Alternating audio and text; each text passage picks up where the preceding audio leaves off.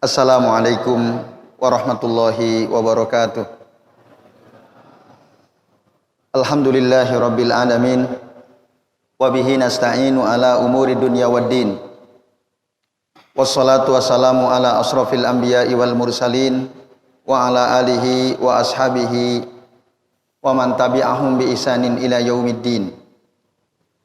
Asyhadu an la ilaha illallah wahdahu la syarikalah wa asyhadu anna Muhammadan abduhu wa rasuluh. Allahumma shalli wa sallim wa barik ala Muhammad wa ala ali Muhammad kama shallaita wa barakta ala Ibrahim wa ala ali Ibrahim fil alamin innaka Hamidum Majid. Amma ba'du. Bapak-bapak dan ibu-ibu ya serta hadirin hadirat sekalian rahimani wa rahimakumullah. Alhamdulillah pada maghrib hari ini atas izin Allah kita bisa berjumpa kembali di majelis kajian kitab Riyadhus Shalihin ini ya dalam keadaan sehat walafiat alhamdulillah. Dan sebagaimana tadi disampaikan oleh moderator Pak Gofir ya, tadi beliau menyampaikan bahwa insya Allah pada kesempatan malam ini kita akan mulai pembahasan ya, melanjutkan bab tentang tawadhu lil mu'minin ya, bersikap tawadu terhadap orang-orang beriman. Pada kesempatan yang lalu kita sudah membahas beberapa dalil dari ayat Al-Qur'an. Ya, ada sekitar 4 ayat yang kita sudah bahas dan pada malam ini kita akan memasuki dalil yang kelima dari ayat Al-Qur'an, yaitu dari surah Al-A'raf ayat 48 sampai 49. Bagi Bapak Ibu yang membawa kitab, silakan dibuka ya, dalil kelima dari Al-Quran surah Al-A'raf. Kalau Allah subhanahu wa ta'ala berfirman, wa nada ashabul a'rafi rijalan ya'rifunahum bisimahum qalu ma agna ankum jam'ukum wa ma kuntum tastakbirun. Wanada ashabul a'raf. Jadi ashabul a'raf menyeru ya Bapak Ibu dan sekalian. Siapa itu ashabul a'raf? Ashabul a'raf itu orang-orang yang ada di tempat yang tinggi. Dan mereka ini kalau kita buka ya tafsir Ibnu Katsir adalah orang-orang yang keputusannya apakah dia masuk surga atau neraka itu agak diakhirkan. Nah, mereka ini ashabul a'raf ya. Mereka berada di tempat yang tinggi, bisa melihat kepada penduduk surga, juga bisa melihat ke orang-orang yang ada di neraka. Jadi mereka ini kaumun ya fil a'raf. Nanti diterangkan dalam riwayat yang dikutip oleh Ibnu Katsir dari Imam At-Tabari ya, hadis cukup panjang tentang bagaimana keadaan ashabul a'raf ini.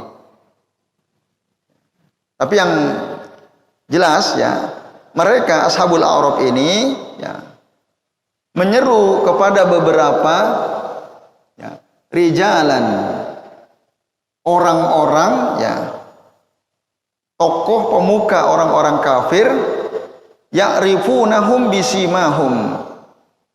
Mereka mengetahui tokoh-tokoh kafir ini berdasarkan tanda-tanda yang ada pada mereka. Jadi ashabul a'raf ada di atas, dia ngelihat ke neraka. Ke neraka. Nah, di dalam neraka itu ada rijalun, tokoh-tokoh kafir dilihat oleh mereka, diseru oleh ashabul a'raf. Kok mereka tahu? Ya karena ada tandanya. Nah, jadi si tokoh-tokoh kafir ini kalau kita baca misalnya dalam tafsir Al-Muyassar disebutkan rijal min qadatil kufar alladzina finnar. Tokoh-tokoh kafir yang mereka itu ada di dalam neraka.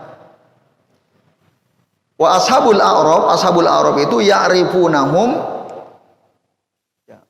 Ashabul a'raf, mereka yang ada di tempat tinggi ini mengetahui tokoh-tokoh kafir tadi bi alamatin khosoh, ya, tumayyizuhum, dengan tanda-tanda khusus yang memang membedakan mereka dengan yang lain. Jadi ada tandanya.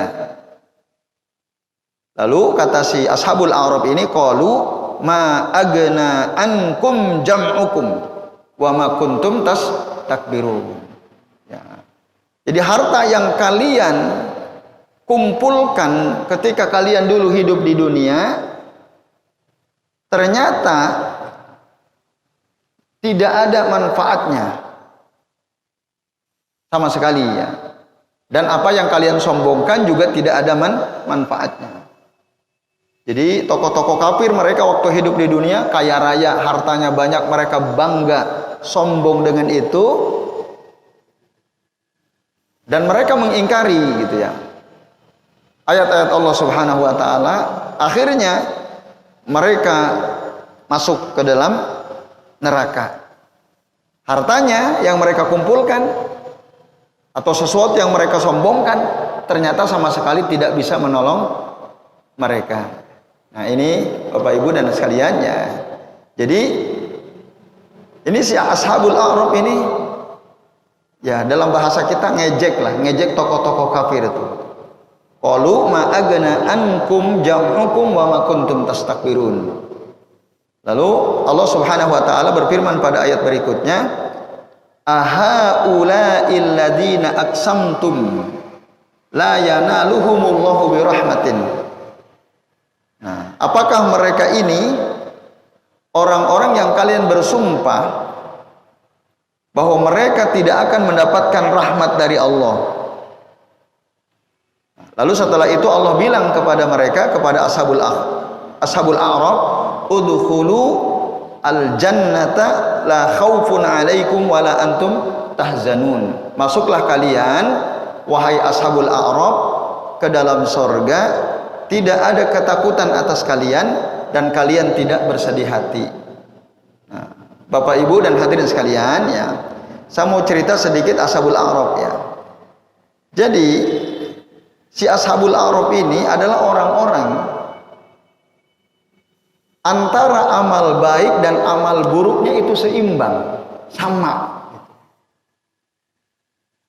sehingga belum ditetapkan apakah mereka ini masuk surga atau masuk neraka, karena sama, seimbang. Ini Bapak sekalian. Sementara yang lain, yang amal solehnya lebih banyak masuk ke surga, yang amal buruknya lebih sedikit masuk ke neraka. Ashabul a'raf tengah-tengah. Mereka ada di tempat yang tinggi tapi bisa menyaksikan ashabul jannah, juga bisa menyaksikan ashabun nar. Itu. Nah, silakan nanti buka tafsir Ibnu Katsir, ya. Nah, akhirnya Bapak Ibu dan hadirin sekalian, a'adzani Allah wa iyyakum ajmain. Nah, mereka meminta syafaat, ya, kepada Nabiullah Adam alaihissalam. Karena syafaat inilah yang bisa membantu mereka untuk segera mendapatkan keputusan masuk surga. Datanglah mereka kepada Nabiullah Adam alaihissalam. Ketika datang ke Nabi Adam minta syafaat, Nabi Adam nggak bisa. Kata Nabi Adam, cobalah kamu datang kepada, ya, anakku Ibrahim. Datanglah mereka si ashabul a'raf ini ke Nabi Ibrahim untuk minta syafaat. Nabi Ibrahim nggak bisa juga. Coba deh kamu datang kepada anakku itu Musa. Akhirnya mereka datang kepada Nabi Musa minta syafaat supaya bisa masuk surga. Nabi Musa nggak bisa juga. Kata Musa, coba kamu datang kepada Isa. Datanglah mereka menghadap Nabiullah Isa alaihissalam. Ternyata ketika mereka menghadap Nabi Isa, ya, nggak bisa juga. Nah, akhirnya kata Nabi Isa, cobalah kamu datang, ya, uktu Muhammadan, datang kepada Muhammad, fayatunani, ya, Fa adribu biyadi ala sadri summa aqul ana laha summa amsi hatta aqifa baina yadail arsh faati rabbi azza wa jalla. Nah, akhirnya ketika mereka datang kepada Nabi Muhammad, beliau mengatakan, ya, mereka datang kepadaku lalu aku memukul dadaku dengan tanganku, summa aqul, lalu aku katakan kepada mereka ana laha. Ya, saya ya, syafaat itu ada pada saya, kata Rasulullah SAW. Akhirnya Rasulullah berjalan untuk menghadap Allah Ta'ala, ya, berada di hadapan arasnya Allah Subhanahu Wa Ta'ala. Aku mendatangi Tuhanku Azza wa Jalla. Lalu kemudian Rasulullah memuji-muji Allah, nah, dengan pujian yang belum pernah didengar. Ya, fayabtahu li minas sana'i ma lam yasma' as-sami'una bimislihi qattun summa asjudu, kemudian aku bersujud. Fayuqalu li, lalu dikatakan kepadaku, ya Muhammad irfa' ra'saka, angkat kepalamu, wasal tu'ti, ya, mintalah kamu akan diberi, wasfa' tusyaffa, mintalah syafaat maka engkau bisa memberikan syafaat. Maka akhirnya Rasul mengangkat kepalanya, nah, dan berkata, Rabbi ummati ummati, wahai Tuhanku itu umatku umatku. Apa kata Allah? Hum laka, ya mereka, ya, punyamu wahai Muhammad. Nah, karena setelah beliau tidak ada lagi nabi yang dikirim, yang diutus, ya, dan seluruh makhluk itu iri dalam arti gibtoh. Gibtoh itu iri yang positif, ya, kepada Nabi, karena beliau mendapatkan makom, kedudukan yang tinggi. Itulah yang disebut dengan al-maqam al-mahmud, maqamam mahmuda itu, ya. Wa minal laili fatahajjad bihi, fatahajjad gimana? Fatahajjad bihi nafilatan lak asa ayyab'atsaka rabbuka maqamam mahmuda. Nah, ini. Jadi maksud maqamam mahmuda itu adalah kedudukan terpuji, dan itu hanya dimiliki oleh Nabi Muhammad SAW. Karena tadi bisa memberikan syafaatul uzma, syafaat besar. Nah, akhirnya Rasulullah pun, ya, Bapak Ibu dan sekalian, mendatangi sorga bersama ashabul a'raf tadi, mendatangi sorga, dan beliau minta dibukakan pintu sorga, dan pintu sorga pun dibuka. Ya, fa'astabtihu fayubtahu li walahum. Nah, sebelum mereka masuk sorga, mereka diantar dulu ke sebuah sungai yang disebut dengan Nahrul Hayawan. Nahrul Hayawan ini cerita tentang ashabul a'raf, ya. Nah, Bapak Ibu dan sekalian, mandilah mereka di sana, fayagtasiluna minhu. Lalu fata'udu ilaihim alwanu ahlil jannah. Lalu, ya, mereka itu warnanya seperti warna penduduk sorga, dan aromanya, wanginya juga seperti wangi para penduduk sorga. Nah, ini Bapak Ibu dan sekalian, a'adzani Allah wa iyyakum ajmain. Dan nah, si ashabul a'raf ini yuqalu lahum, mereka dikatakan sebagai apa? Masakinu ahlil jannah, ya. Masakinu ahlil jannah. Apa itu masakinu ahlil jannah? Orang-orang miskin dari penduduk surga. Ashabul a'raf, karena belakangan. Yang lain udah masuk, dia belakangan. Itu disebut masakinu ahlil jannah. Ada juga orang masuk surga itu diseret di rantai, itu ada. Ada orang masuk surga caranya itu diseret di rantai, itu ada, kata Nabi SAW. Nah, saya Allah kagum gitu. Nah, siapa mereka orang-orang yang ketika masuk surga caranya diseret pakai rantai? Nah, mereka adalah orang-orang yang dahulunya kafir, berperang dengan orang-orang beriman, ya. Lalu kemudian mereka tertawan, menjadi tawanan perang orang mukmin, dan itu mereka tidak suka. Tapi dalam ketidaksukaannya ternyata ada kenikmatan besar. Apa itu?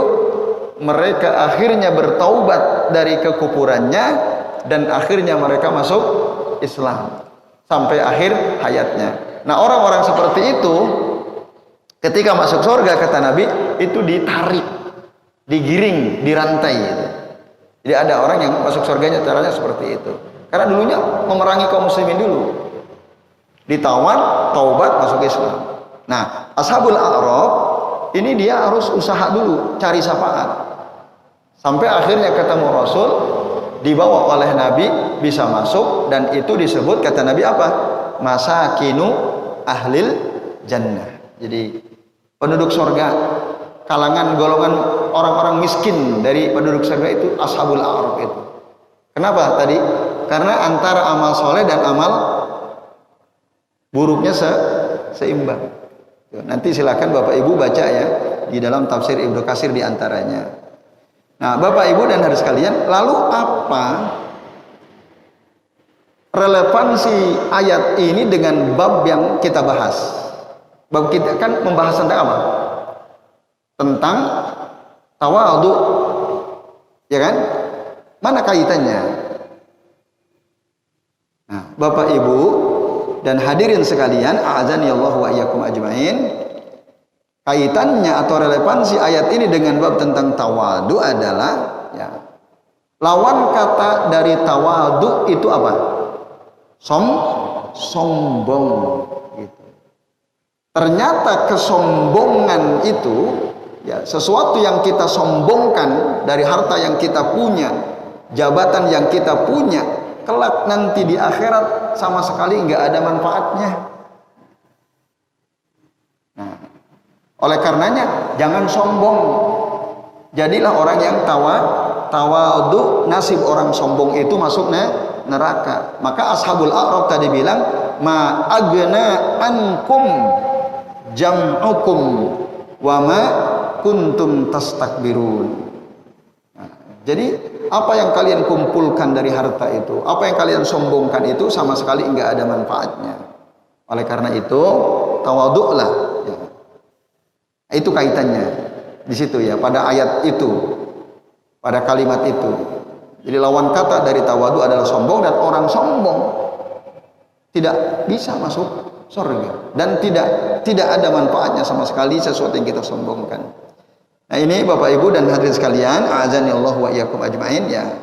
Ayat yang terakhir yang dijadikan dasar oleh Al-Imam An-Nawawi terkait dengan bab tentang tawadhu, at-tawadhu. Nah, kemudian masih ada waktu ya. Kita masuk hadis yang pertama Bapak Ibu dan sekalian. Yaitu hadis dari Iyad bin Himarin radhiyallahu anhu qala Rasulullah sallallahu alaihi wasallam, Rasulullah sallallahu alaihi wasallam bersabda, innallaha auha ilayya, sesungguhnya kata Rasul, Allah subhanahu wa ta'ala memberikan wahyu kepadaku, antawadhu ya, hatta la yabkhara ahadun ala ahadin wala yabghiya ahadun ala ahadin. Sesungguhnya Allah subhanahu wa ta'ala mewahyukan kepadaku supaya kalian tawadhu, supaya kalian tawadhu. Kalian di sini maksudnya hai manusia, supaya kalian tawadhu. Sehingga ya, tidak ada yang merasa apa? Merasa hebat ya, merasa besar gitu ya. Merasa mulia antara salah seorang dari kalian kepada yang lain gitu. Tawadhu itu fungsinya supaya itu. Jangan sampai ada orang yang merasa lebih hebat, lebih mulia. Entah itu dengan keadaan dirinya atau dengan karena keturunan gitu ya, keturunan hasabnya. Supaya tidak ada yang itu berbangga-bangga, bersombong-sombong terhadap orang lain. Makanya tawadhu'lah kalian, kata Nabi SAW. Wala yabghiya ahadun ala ahadin. Dan ya, supaya ya, tidak ada yang berbuat zalim salah seorang di antara kalian kepada yang lain. Nah, dengan tawadhu itu tadi, pertama supaya tidak berbangga diri kepada yang lain, yang kedua supaya tidak berbuat zalim kepada orang lain, yang satu kepada yang lainnya. Nah, ini bapak-bapak dan ibu-ibu serta hadis sekalian, hadis ini menunjukkan apa? Nah, menunjukkan bahwa sikap tawadhu itu min asbabi intisyaril musawah wal adl wal ihsan bainan nas.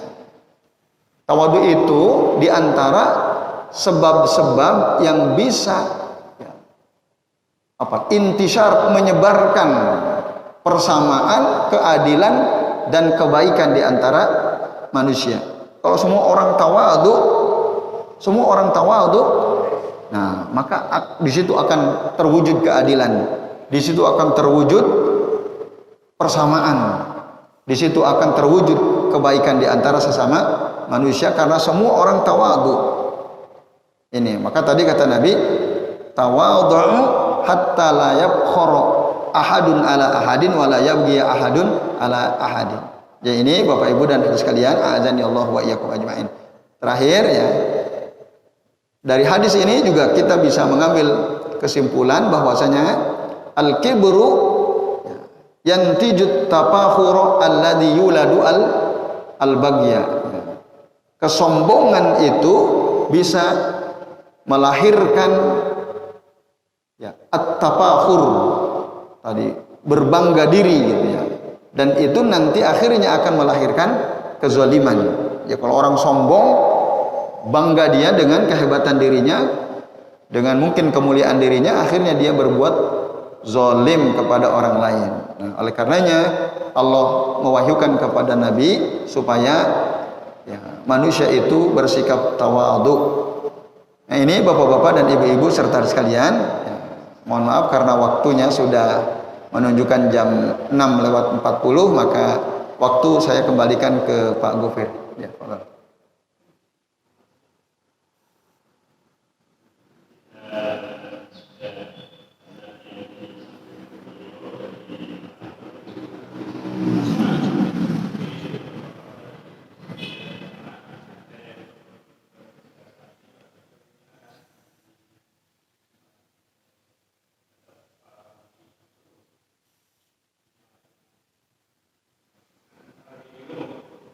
Enggak perlu.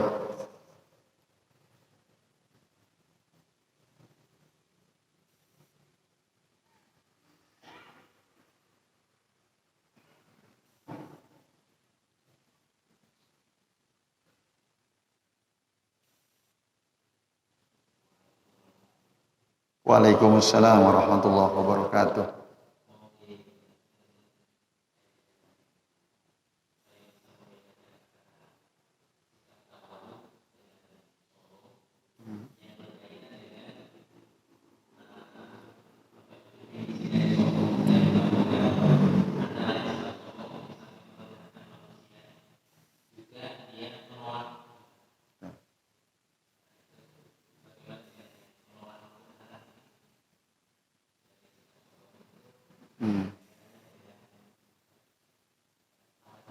Ya, baik. Ya. Waalaikumsalam warahmatullahi wabarakatuh. Jadi.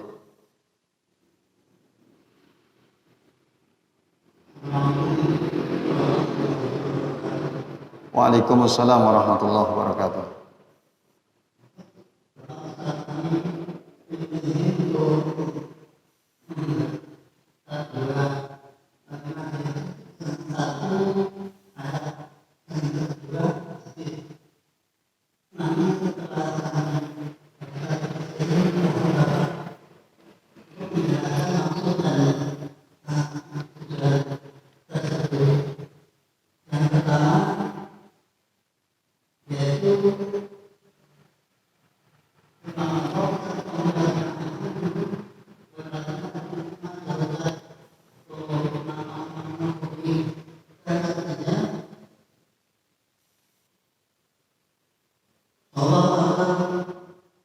Allah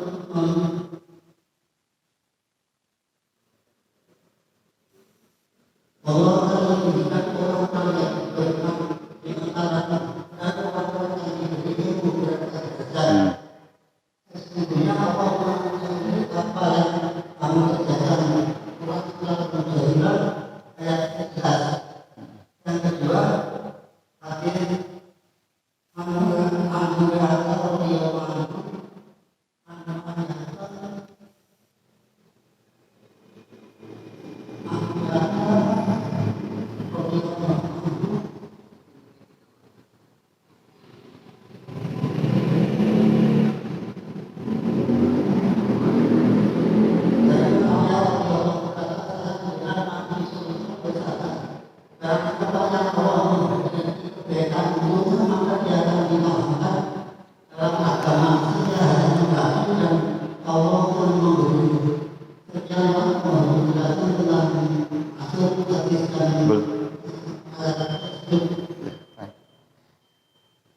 Saya yang hadis ini belum nangkap dengan jelas. Pak Rudi bisa bantu, Pak Rudi?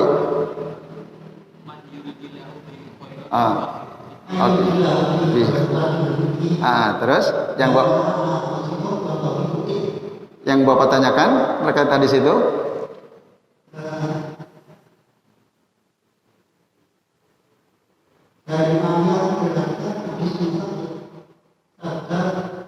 Ya, maksudnya pertanyaannya apa dari hadis itu?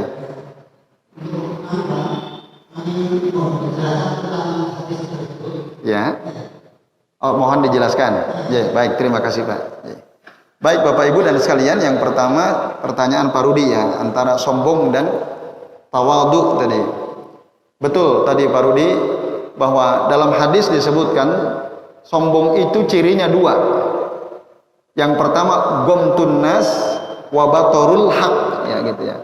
Gomtun nas itu merendahkan manusia dan menolak kebenaran. Itu sombong. Nah, merendahkan manusia saya kira jelas ya. Menganggap remeh orang lain ya. Pokoknya setiap orang dia anggap remeh. Dia merasa lebih hebat daripada orang lain. Mungkin dia merasa lebih berilmu daripada orang lain. Nah, itu namanya gomtun nas. Sehingga yang lain itu dia nggak ada apa-apanya. Nah, kadang-kadang ada di antara manusia bersikap seperti itu, berarti dia sombong. Dan yang kedua, wabatorul haq, menolak kebenaran. Disampaikan kepadanya ayat Allah, sunnah Rasulullah, tapi dia tolak. Jadi al-haq ini maksudnya alkitab wa sunnah, gitu ya. Sudah disampaikan bahwa apa yang Anda lakukan itu keliru karena bertentangan dengan kitab Allah dan sunnah Rasulnya, tapi dia nggak mau terima misalnya. Nah, itu sombong tuh. Nah ini, ya misalnya ada orang beramal mengamalkan amalan bid'ah yang tidak ada dasarnya dari Al-Quran dan Sunnah, tapi dia ngotot ya ini yang benar yang seperti ini gitu ya. Padahal kita sudah sampaikan dalilnya. Yang betul adalah seperti ini gitu. Bukan dengan cara seperti itu, tapi dia nggak terima al-haq yang kita sampaikan. Nah berarti sebenarnya orang yang begitu itu sombong gitu. Orang yang begitu itu sombong. Nah ini jadi contoh misalnya gini, contoh konkretnya Bapak Ibu dan hadirin sekalian, a'azani Allah wa iyyakum ajma'in, kita ini disuruh untuk mencintai Nabi atau tidak? Diperintah untuk mencintai Rasulullah? Jelas disuruh. Bahkan tidaklah mungkin seseorang itu mendapatkan halawatul iman, manisnya iman, sehingga dia menjadikan Allah dan Rasulnya hatta yakunallahu wa rasuluhu ahabba ilaihi mimma siwahuma, sampai dia menjadikan Allah dan Rasulnya lebih dia cintai daripada yang lainnya. Artinya kita harus lebih mencintai Allah dan Rasulnya dibanding yang lain. Nah ini menunjukkan bahwa mencintai Nabi harus, bahkan kewajiban. Lalu bagaimana cara kita mencintai Nabi? Nah ini kan orang punya pandangan berbeda-beda, tapi kan ada tuntunannya. Kalau kita cinta sama Nabi, ada nggak caranya? Diterangkan atau tidak? Ya jelas diterangkan. Kalau cinta kita sama Allah, cinta kita sama Rasul, maka kata Allah apa? Ikutilah aku, kan? In kuntum tuhibbunallaha Qul in kuntum tuhibbunallaha fattabi'uni yuhibbukumullahu wa yaghfir lakum dzunubakum. Katakanlah Muhammad, jika kalian mencintai Allah, maka ikutilah aku. Kalau kalian ikut aku, maka Allah akan mencintai kalian dan Allah akan mengampuni dosa-dosa kalian, kan gitu. Itulah cara yang diberitahu, yang dikabarkan kepada kita di dalam Al-Quran kalau kita mencintai Allah dan Rasulnya, kan begitu. Nah, tapi ada orang begini, oh enggak, cara mencintai Rasul itu ya kita kumpul pada hari kelahirannya, kan gitu. Ihtifal bi maulidin nabi itu. Nah, sampai ada orang bilang begini, al-ihtifalu bi maulidin nabi la yahtaju ila hadisin sahih, la yahtaju ila hadisin sahih katanya, bal yahtaju ila qalbin sahih katanya. Ada orang bilang begitu ya. Untuk berkumpul pada hari kelahiran Nabi itu enggak butuh hadis yang sahih, enggak butuh hadis katanya. Itu mencintai Nabi itu ibadah bukan? Ibadah karena disuruh. Ya. Jadi ada orang bilang mencintai berkumpul di hari kelahiran Nabi itu tidak butuh ila al hadisis sahih, ya, kepada hadis yang sahih, tapi yang dibutuhkan apa? Al qalbi yahtaju ila al qalbi sahih, butuh ke hati yang sehat. Yang untuk berkumpul pada hari kelahiran Nabi yang dibutuhkan bukan hadis sahih katanya, tapi apa? Hati yang sahih atau hati yang sehat kata mereka. Nah, itu ya, itu ada ya. Bal yahtaju ila qalbin sahih katanya. Artinya apa? Artinya berkumpul pada hari kelahiran Nabi itu sesuatu yang benar gitu. Gak butuh hadis sahih. Ketika kita terangkan kepada mereka, ya akhi, ya, itu nggak ada contohnya tuh dari Nabi, gitu. Pulang nggak ada contohnya dari para sahabat. Ngapain antum kumpul-kumpul, gitu ya? Untuk baca sholawat nggak usah kumpul. Ngapain hanya sholawat di hari kelahiran Nabi, kan? Nah, kita sampaikan, tapi dia tolak, nggak butuh. Kalau kita tanya ada nggak hadisnya sahih, kami tidak butuh hadis sahih. Kami butuh, yang kita butuhkan hati yang sehat katanya ya. Ditolak tuh. Nah, itu sombong atau bukan kalau begitu itu? Ya itu termasuk itu. Karena dia batorul haq, dia menolak kebenaran. Ya itu contoh wallahu a'lam bishawab. Nah, tawadu itu ya tentu lawan kata dari kesombongan gitu ya. Orang tawadu ya, dia benar aja, dia berilmu saja dia merendah hatinya. Apalagi kalau dia berhadapan dengan kebenaran, dia pasti tunduk pada kebenaran itu. Nah, itu bedanya dengan orang sombong. Wallahu a'lam bishawab. Yaitu Pak Rudi dan Bapak Ibu serta sekalian. Kemudian tentang ayat surah Al-Mujadilah tadi ya, ayat 11 tadi ya. Yang yarfa'illahu alladziina aamanu minkum walladziina utul ilma darajat. Maksudnya apa? Nah, itu menunjukkan bahwa orang-orang yang mukmin, orang beriman dan orang-orang berilmu itu mereka memiliki keutamaan, kemuliaan dibanding orang-orang yang beriman tapi tidak punya ilmu. Makanya orang mukmin itu wajib menuntut ilmu. Jelas ayatnya bahwa orang-orang berilmu itu akan ditinggikan derajatnya oleh Allah Subhanahu wa taala. Kelak nanti di surga itu beda. Setiap orang itu yatafawat makanatuhu fil jannah. Berbeda-beda tingkatan mereka dalam surga. Nah, orang-orang yang berilmu itu dia ditinggikan oleh Allah taala.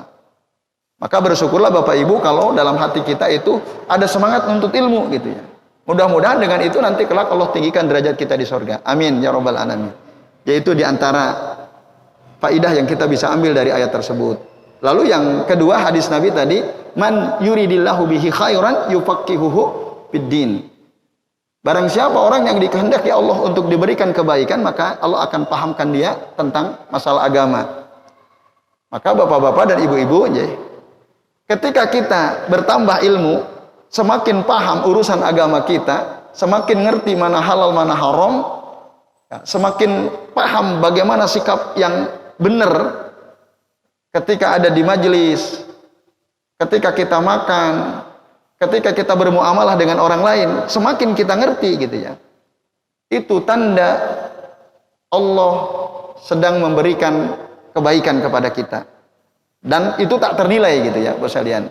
Maka bersyukurlah kalau kita semakin paham tentang urusan agama kita. Itu tanda berarti Allah sedang memberikan kebaikan kepada kita. Allah menghendaki kebaikan itu ya mengenai diri kita gitu ya. May yuridillahu bihi khairan yufaqihuhu fid din. Jadi itu yang kami pahami. Jadi beruntunglah orang yang semakin paham tentang agamanya. Oleh karenanya supaya kita semakin paham, jangan bosan-bosan nuntut ilmu, jangan futur. Futur itu apa? Males gitu ya. Udah tadinya semangat terus malas, nggak pernah ngaji lagi gitu ya. Nah ini, Bapak Ibu dan sekalian itu, ya semoga kita termasuk orang-orang yang ya senantiasa ada semangat dalam dadanya untuk terus thalabul ilmi dan tawadu tadi ya. Karena orang sombong itu nggak kira-kira duduk di majelis ilmu. Nggak mau orang sombong ya, nggak mau dia ya. Jadi ini Bapak Ibu yang bisa kami jawab dari pertanyaan yang kedua tadi. Mohon maaf jika ada kesalahan dan kami akhiri, mohon maaf jadi ya kalau ada kesalahan, kami akhiri billah sallallahu ala Muhammadin wa ala alihi wa sahbihi wa baraka wa sallama alaihim ajmain billahi taufiq wal hidayah. Wassalamu alaikum warahmatullahi wabarakatuh.